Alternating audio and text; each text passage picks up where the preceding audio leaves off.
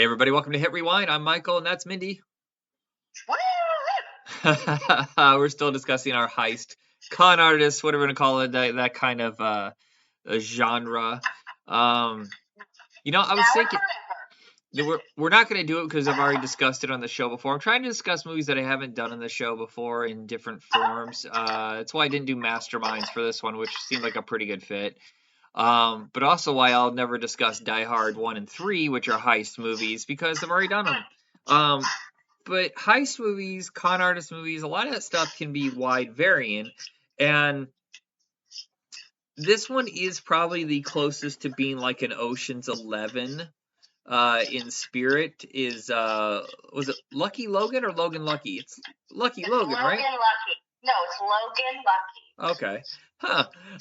Which is from Soderbergh, and a kind of forgotten movie. I think people probably our age only know it peripherally. Is Disorganized Crime from the co-writer of Stakeout, and I thought it was a fun little crime thriller, more of a character piece than a comedy, which is very much what Logan Lucky is. Is a lot of Yes, it's just I agree. it's not so much about the heist, and when the heist does happen, I don't understand it, and I really don't care. I really didn't. Yeah, sometimes you just have to enjoy the ride. Yeah, I was like, wait, this explanation almost, I don't care about the explanation. I just enjoyed watching these guys together. Yeah. And it is a shame that both of them really didn't make more than what they cost, and I think have been forgotten. Though Logan Lucky, I think, has garnered some cult following because I think it Yes. did very well on Netflix for a while. I think that it does. I mean, I think it was definitely under the radar for whatever reason. I'm convinced it is the reason why they decided that Daniel Craig would be Benoit Blanc in the Knives Out movies. Yeah, I can 100% see because that. there's no way anybody else would have seen him as that if he hadn't done this movie first. Yeah, I'm wondering what it is that Soderbergh saw in him. Because outside of Bond, it seemed like a lot of the stuff he did was kind of in the vein of the upper class, high society British characters. Moody and like, I mean, not dark, but serious. It just seems like he was, up to this point, pretty serious, you know? What are you doing? Am I making too much noise? It just sounds like you're opening cans. Are you? No. Oh, okay. It sounds like you're opening cans, like peeling off the lids and. Okay, well, let me do it one more time. Is this what you hear? Yeah, kinda. Yeah. Gosh, I don't understand how the sound could be so good. All I did was scoop a little bit of yogurt out of a cup. That is insane. Oh my god. Okay, I'll stop trying to multitask. All right. Yeah, it's so whatever it is that Soderbergh saw in him, I don't know, because other than those kind of movies, what was it? What's the Cowboys and Aliens? Which is not a good movie. I don't even fucking remember what he did other than Benoit Blanc and fucking 007. I don't even know, dude. Yeah. Did he do a movie with Rachel Weisz? Is that how they met and got married? I don't even know. Yeah, I have no idea. But yeah, it's something somewhere along the way Daniel Craig must have been like, oh, that sounds like a great idea that Soderbergh would offer him this, and he owns it. Yes, Channing Tatum is absolutely fantastic. Adam Driver, I've never been a huge fan of him. It's very strange how Adam Driver has worked with probably 50% of the legendary great, directors. And every single time it tanks. Maybe you should stop working with Adam Driver as one of your leads. I'm sorry. I mean, I'm gonna say I don't know that he's like the greatest actor of all time, but I do think that he's underappreciated in some regard. Yeah, well, he's like fast. 65, so good. Did anybody see it? I don't think so. No. Very few people, not enough people saw this movie. I'm borderline obsessed with that movie, that rom-com that he did with Daniel Radcliffe, where they play best friends, because they have the most natural, realistic friend conversations I have ever seen in a movie. So I don't even know what movie this is. Oh, it's so fantastic. It's called What If? I'm pretty sure I made you buy it for me on digital, so go look at your thing. Okay. It's like Zoe Kazan, and it's so underrated and so fantastic. The heist, and I got confused somewhere. I think I got confused with the Parker movie with Jason Statham. Like I'm literally watching the movie, and someone was asking me. I was like, oh yeah, it's about a dog race, car race, horse race. I can't remember, but it's a car race. It took me a while to remember, but I think that's one of those things that people always are obsessed with: art heists and bank heists and stuff like that, robbing a casino. When there's so much money at these big events, and no one thinks, "Hey, maybe we should, rob this baseball stadium during the World Series." That seems like a lot of money, and there's a lot of going on. You can distract and get. I just think if I get indicted, I apologize. I was only kind of commenting, not suggesting.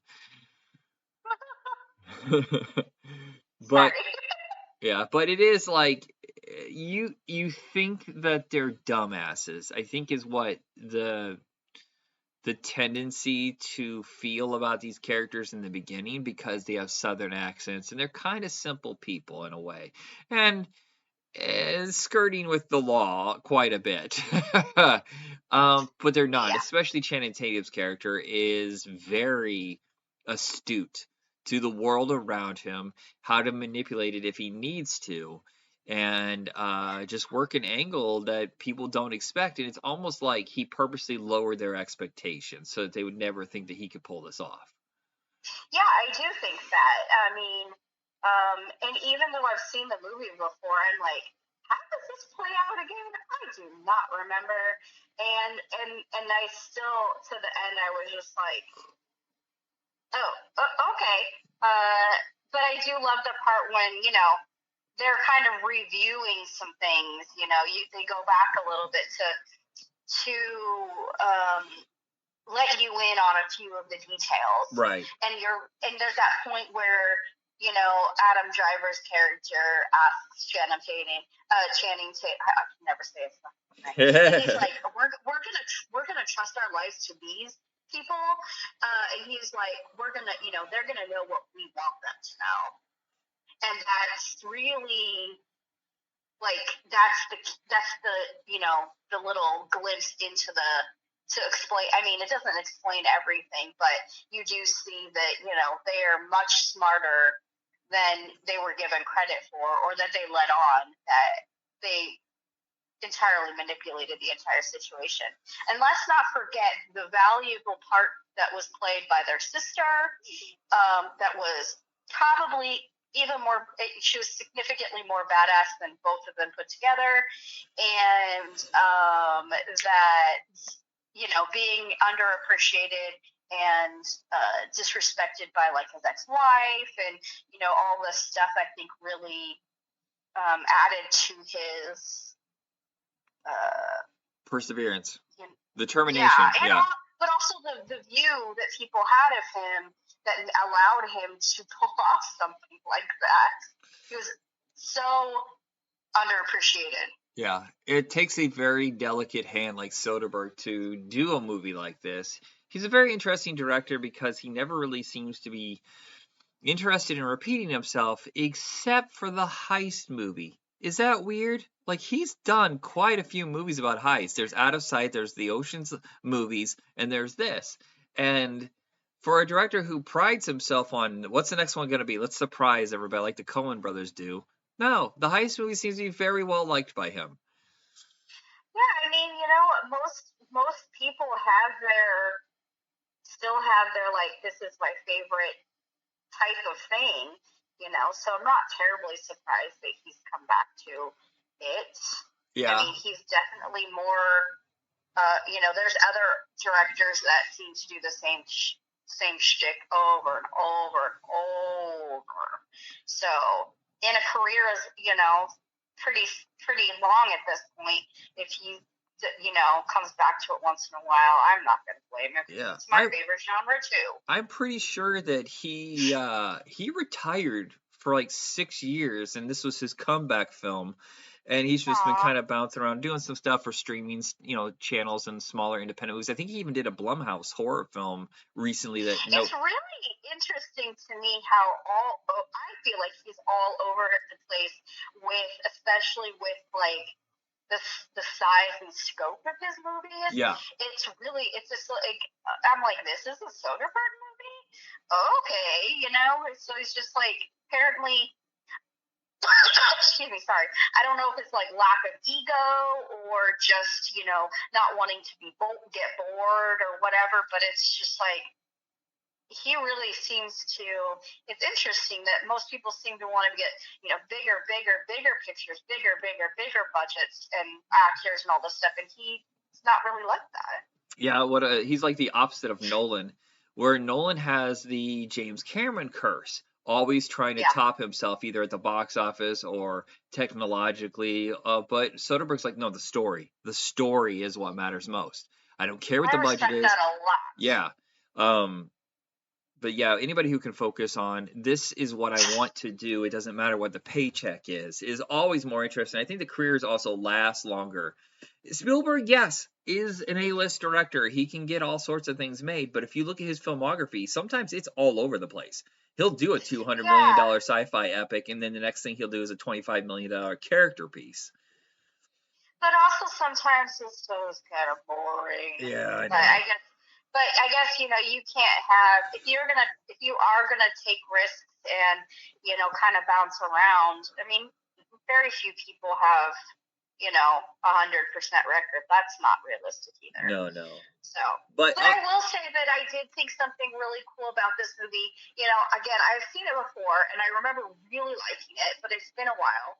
But, you know, other than like the few main people, I didn't remember everyone who was in this film. And I really think like Soderbergh really, he saw a lot of potential and casting actors that, you know, now are blowing up. Yeah, like Jack Quaid. So like I mean, I do not remember Jack Quaid at all. And like, you know, playing the sister Riley, I don't know how to say her last name. I think. Q or Kyo or something like that? Yeah, I'm not sure, but like, I mean, look at her, you know, she's in the last just handful of years blown up. And, you know, this was 10-ish years ago. And so and also some of the people in like smaller roles, like David Denman, who I think is, you know, he's been around for a long time, but I think sort of kicking up a little steam now. Yeah, because of Peacemaker, yeah. Because of what? Peacemaker. Oh, yeah, because of Peacemaker. Yeah. I haven't watched this newest season of Peacemaker yet. Oh, he's really good, yeah. I just saw that he was in it, and I was like, oh, good for you, dude. But, you know, whatever. And just a lot of smaller part. I mean, where did Hilary Swank? Why would she even do that part? Because it's Soderbergh. Everybody wants to work with Soderbergh regardless. Yeah, there's some directors. She's kind of like, not that she's disappeared, but she just seems to do incredibly like small scale stuff now. Do you think maybe? I wonder what that's about. Well, the box office. The box office wasn't coming in. Steam. Yeah. Whatever, it doesn't matter. But yeah, well, not every movie has to make loads of money to be a good movie. We know that. But in order to get hired for these movies, it seems like you have to have somebody backing you up, a really great director or a studio or something like that. Which brings me to the fact that I believe Channing Tatum retires for a while after this movie. He was on this really long streak, and you know, he kind of slowed down and only appeared like once or twice, and mostly as a voice actor. And he was asked about it, I think, right before Blink Twice. Is that what it's called? The one where they go to an island? It's a thriller. I haven't seen it, but yeah, I think that's the name of it. That and Dog came out really close together and did well. And people were Dog like... was really good, actually. Oh, and Lost City. So yeah, he was gone for, I think, for 5 years. And they were like, what were you doing? He goes, I just wasn't happy with my career. I wasn't happy with my life. I needed to step back. I needed to be with my family and find my footing again.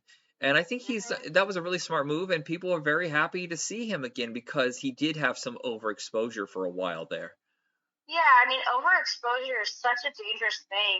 And also, I mean, to be fair, he was also having a lot of, like, I think, personal turmoil because, you know, just super, super messy divorce and stuff. So, good for him for prioritizing like the well-being of himself and his kid and Yeah. all But that. if this were to be his final film, he did really pick a good one.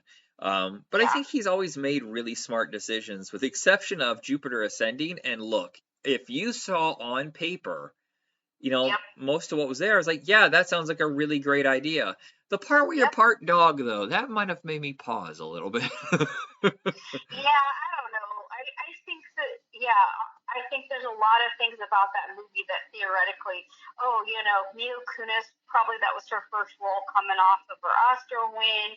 There's, actually a lot of good casting. The Wachowskis you think should be good, but man, bad movie. Yeah. But overall, like, I think that he's made a lot of good choices. Also tried to have variety. Yeah. Have And some the smaller parts, starring struggle roles. to get Gambit made, which stalled over and over and over. They would have a director, they're ready to go, and then it got stalled. And it just like that must have tortured him. And then Deadpool, Ryan Reynolds being the cool dude that he is, saying, "Hey, you want the chance? Here you go." And apparently it was loved so much that he's now going to be in, what is it called? Secret Wars, Avengers Secret Wars or something, whatever the next one is called. I don't even know anymore. But you know what? I can't. I always saw that would make sense as him as Gambit, and Yeah. now I just you better not if you're gonna make a Gambit movie, it's him or nobody. Don't fucking bother, because Right. the last attempt at Gambit was a ball of shit song. It makes me feel bad about was it I'm never gonna say his name, Mahershala Ali or whatever, that's playing Blade. I don't think we're ever gonna see anybody other than Wesley Snipes as Blade. It's just so I don't locked think in. so either. Listen, that guy, I don't know how to say his name either. He is a fucking fantastic actor. I mean, we were fans of him long before other people knew who he was. Because of 4400. Yeah, we loved that show. He was so, I mean, that was years before everybody else caught on. But it's not going to happen. Just let it go. Yeah, and he's getting too old unless you're going to CGI the whole thing. I just don't understand. But he did get to do him in that Marvel Zombies animated show, and he was very good. Yeah. He's a quality actor. I mean, yeah. But just sometimes some people get to do what they always hope, and but not very many people can pull off what Ryan Reynolds did. I mean, what happened with that in Deadpool is just like a 1 in a million, right? Like situation, We're getting a little off topic here, but highly recommend the movie. I don't know how you feel about Disorganized Crime, because it's a character piece. It's kind of slight. The heist is really not that complicated and that important. It's barely the movie. It's like, I mean, okay, so I started watching it. I watched like maybe 45 minutes of it, so I probably watched about half, and I was like, I don't understand what's going on. I had to go back and start all over again. So clearly I was like not paying enough attention, but it's so interesting that, yes, the heist happens, but it's just there's so much like nonsense and like hijinks and bullshit to keep getting in their way. Yep. It's just so much ridiculousness. I mean, I think it's kind of fun as long as you're paying attention about all these different, and they're all like they're all criminals, so they're not really trustworthy. So they keep like, fucking each other over and doing stupid shit, and until they like, I don't know, stop being so single-minded and selfish can they pull this off. Yeah, it's the flip side of Logan Lucky. That's why I thought it would be a good fit, because you guys in Logan Lucky, it's amateurs who pull off an amazing heist. Whereas Disorganized Crime, they're all experienced, they're all known, they're trying to form a team, and yet it can't work, and they almost undermine themselves. These guys who are supposed to be pros are egotistical idiots half the time, and they can barely pull off this heist. Yeah. Though I will say, the one character who really has his shit together is the one that Lou Diamond Phillips plays, and he's younger, he's newer to it, he doesn't have the same ego or the history of the schism. William Russ kills me, and I don't think he ever did another movie. Most people know him. I think he's a dad in Boy Meets World, correct? Boy Meets World, yeah. I know. I was like, who? That guy? He's a dad on something. What's he from? And I don't know. But man, he's a problematic character, isn't he? Yes.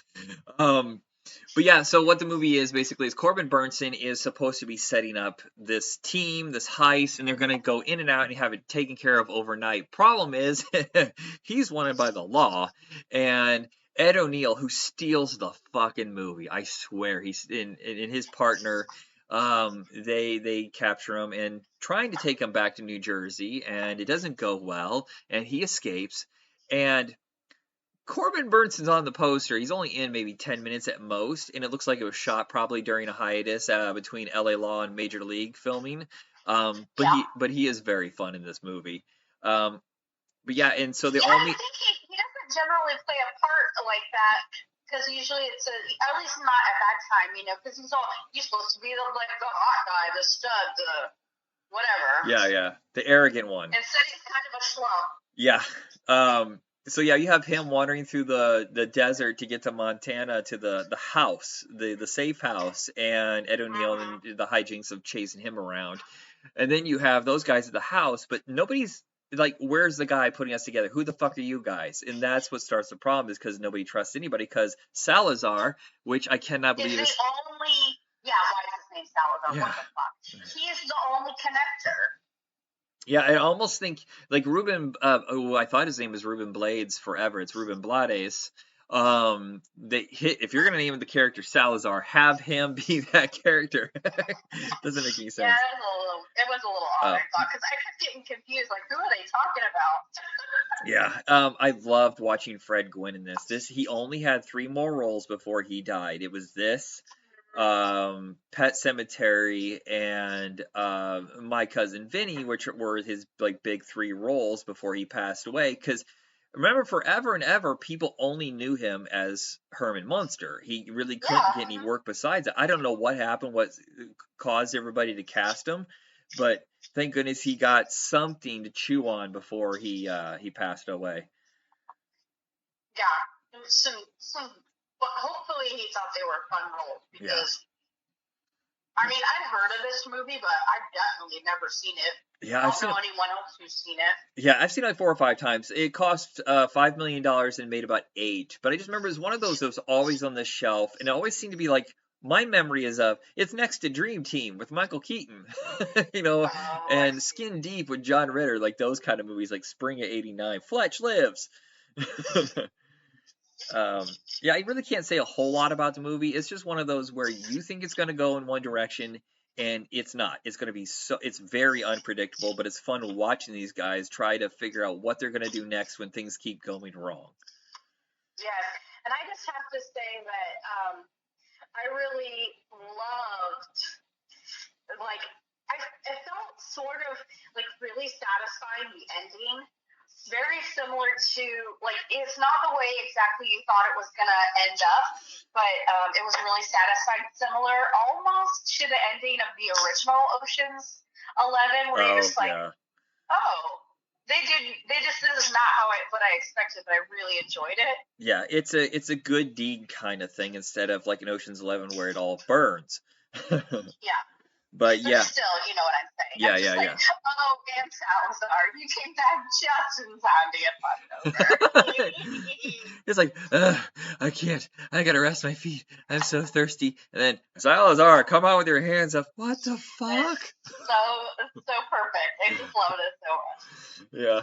All right. So that is our episode. Thank you very much, Mindy. We have a Christmas special coming up next. I've desperately wanted to do this for a while. I love Bad Santa.